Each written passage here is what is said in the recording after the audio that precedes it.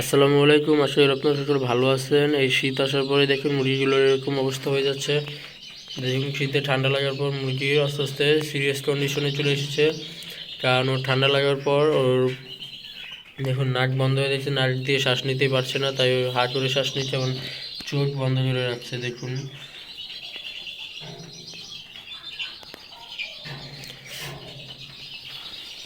এটা হলো দেশি মুরগির বাচ্চা আর কি। দেখুন পাখও ছেড়ে দিছে, এই যে হাঁটতেও পারছে না ভালো করে, কারণ ও ঠান্ডার পর সিরিয়াস অবস্থায় চলে গেছে।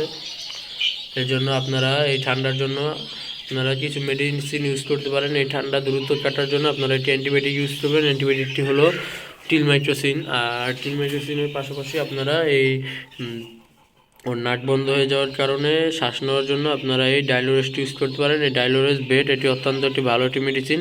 এটার ভিতরে ম্যানথল আছে, আর এই কারণে আপনারা সহজে ওর নাক দিয়ে শ্বাস নেওয়া শুরু করতে পারবে, আর নাক যে বন্ধ হয়ে আছে এটি খুব তাড়াতাড়ি সেরে যাবে। আর আপনারা এই ম্যানথল দেওয়া এই ওষুধটা শুধু ডাইলোরেসটা এটি আপনারা এই মুরগির ঘরে বিভিন্ন পুরো ঘরের ভিতরে এটি আপনারা স্প্রে করে দিতে পারেন।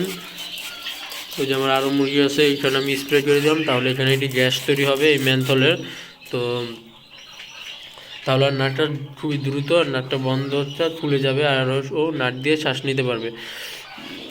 আর আপনারা টিলমেট্রোসিন দিবেন খাওয়ার জন্য, আর এটি 1 গ্রাম 1 লিটারে খেতেও দিতে পারেন। আমি এই যে 1 গ্রাম 1 লিটারে পানি বাটিতে দিয়ে দিয়েছি। তো আর এখন পর্যন্ত যারা আমার ভিডিওটা দেখতেছেন তাদের জন্য অসংখ্য ধন্যবাদ। আর আমার চ্যানেলটা যারা সাবস্ক্রাইব করেনি তারা আমার চ্যানেলটা সাবস্ক্রাইব করে দিয়ে পাশে থাকা বেল আইকনটি অন করে দিবেন, যাতে নিত্য নতুন ভিডিও সবার আগে আপনার কাছে পৌঁছে যায়। আর আমার এই চ্যানেলে সবসময় প্রতিনিয়তই মুরগি বিষয়ক মুরগি রিলেটেড ভিডিওগুলো আসবে, আর কীভাবে আপনারা সহজে মুরগি ট্রিটমেন্ট করতে পারেন এবং মুরগি পালন করতে পারেন।